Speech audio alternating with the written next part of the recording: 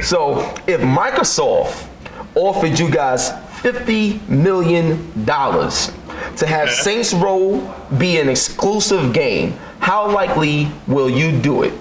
Man, that's an interesting question. Hell yeah, it is. It's weird because so I'll tell you the kinds of things go through my mind, right? Like on the one hand, that's a lot of money, right? So like when you think about the kinds of development that you can do with that kind of money, that's pretty powerful, and so that is extremely appealing.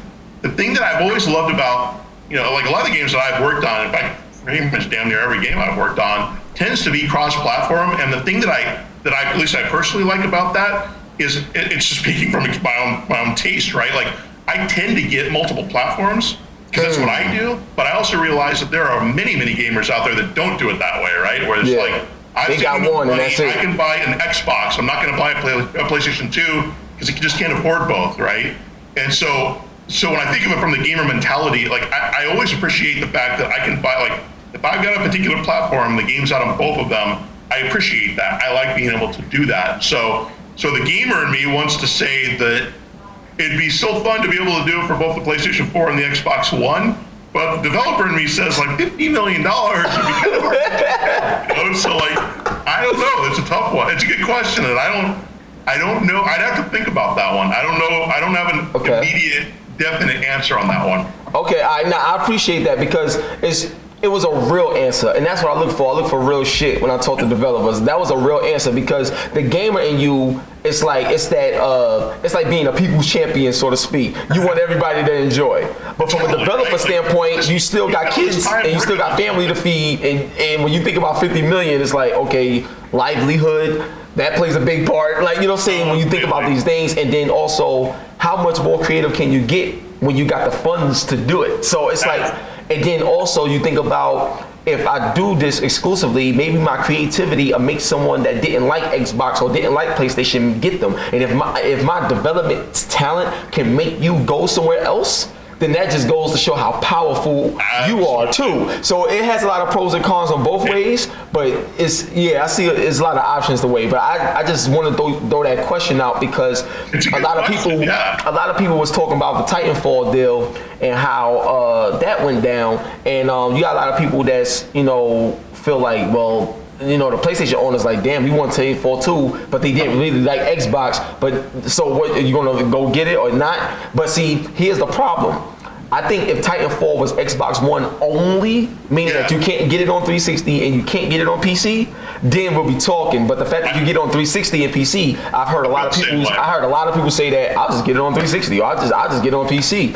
And at least there's some other avenue for them if they don't have the Xbox One. One thing that influences that question also is early on in development, because it's like, a developer is like, you're working on this engine and the tools forever, right? Like you're referencing some cool engines earlier. And one of the things that is tougher when you're first starting out is like, you're trying to learn Xbox One and PlayStation 4 all at the same time. You have a limited amount of bandwidth in terms of the people and time. And so that is one thing I will say, at least like to the Titanfall guys, like I don't know them and I don't know if this played an element into their decision, but the ability to say like, we're just going to focus 100% of our efforts on Xbox One and Xbox 360 PC, right? But at least the point being that they only have to learn that one new platform, which means that all the work that they're doing is going to be that much more dramatic in terms of like really eking out a lot of the extra horsepower from that one platform, as opposed to taking that same number of people, the same amount of time, trying to spread it across both platforms, or maybe you don't bring it like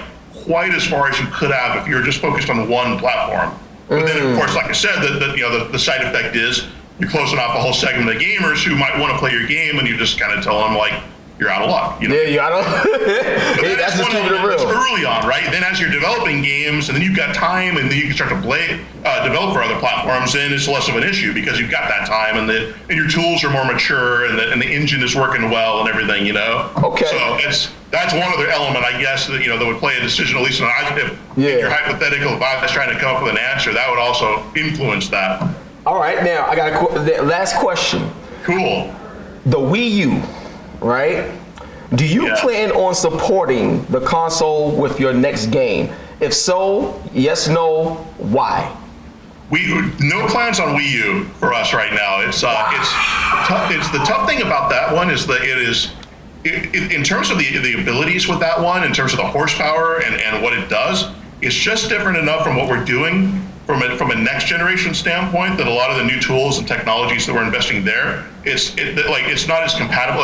Like if we were to port it over, it'd be a big downgrade. Right. Exactly, right? And so then in terms of like what we've got now, like with 360 and PS3, if we're going to try to port that over to the Wii U, now it's tougher because then like all the things that you were trying to work on with next gen, they don't easily apply to Wii U, and so it's a lot of work to port onto a platform that is not as advanced as what we're doing with our future tools. Yes. And so it's just a tough one from a business standpoint.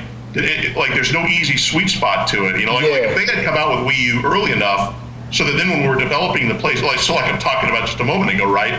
We're trying to get our tools and technology like as good as possible for PlayStation 3 and Xbox 360. Then along with that, if we were doing Wii U at the time, right? Then like I think it's much more viable. But when we're at the end of the life cycle or towards the end of the life cycle with 360 and PS3, or at least to the degree that we're now focusing a lot of efforts on next gen, it just makes it tough to be able to go back into Wii U. Yeah. Because I was trying to explain to people. I was trying to explain to people from a business standpoint. The Wii U is not like it's a bad system. It's a system. Totally. It's a system that came out at a bad time, and it's like, to me, the Wii U is closer to PS3 and 360 when it comes to specs and stuff like that. So if the Wii U would have came out in 2006, when the Wii did, like if the Wii U was the Wii, like, and it came out at that particular time, oh shit, it'd have been crazy support for it. But you have to tail end of a generation, and you're not, what I'm saying? It's like a relay race. It's like you got all these other people ahead of you, and you starting so late. No matter what you do, you still gonna have to be at the end of the race. And so I understand from a business standpoint, you gotta make sense. And if it don't make sense, it ain't gonna make dollars. So you gotta think about it like that. So that, you know what I'm saying? So I understand that. You hit the nail on the head. That's exactly it. Thank you. This is what I'm talking about. At the same time, like, if you look at what the Wii did, far be it from me to tell Nintendo they did anything wrong. I mean, they sold plenty of units and in terms of the platform and the games, but it definitely made it harder for exactly like you said, for the developers. Yeah, for all the developers to hop on board. Yeah, it's crazy. So, all right. So look, this is my man Jim Beasley, and look, I can't thank you enough, man. Like, I gotta give you one of these for real, like, because I really appreciate you, man. Like, you a gamer's gamer and a developer's developer. You see what I'm saying? I love you to death. I appreciate your time, man. Is there any shout outs or anything you want to make to the people out there? Oh man, I just hope you guys are doing well. Hope you dig what we're doing at Volition, and we're gonna keep on making games that hopefully you guys love. I can't wait to see your next game. And if it is another Saints Row game, Johnny Gat just better kick ass. That's it. And if you guys do something completely different that blow us away, all I gotta say is this: take your time. Don't rush anything. Take your time. Make this shit great. Don't listen to the fanboys. Forget all of that. Do what you do and do it great. And tell everybody over there that I love them. And I'm so thankful to have, I'm thankful that you took time out to talk to me, man. I appreciate it. All right. It's my pleasure anytime, man. Absolutely. I appreciate it. All right. So one love and God bless your boy HipHopGamer. This is Jim Volition. You already know what time it is, man. Stay tuned for the next game. Next gen all day. Peace.